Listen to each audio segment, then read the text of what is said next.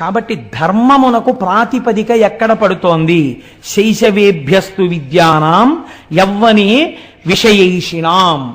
నువ్వు ఎంత జాగ్రత్త పరుడవైనా ఇంద్రియములు బలిష్టములు.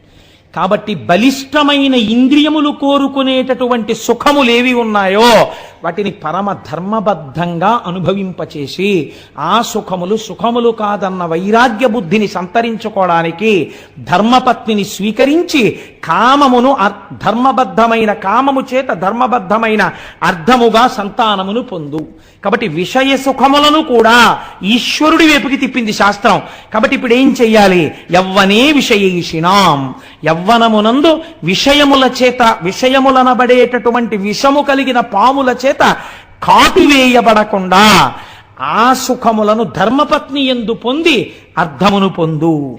వార్ధకే మునివృత్తీనాం.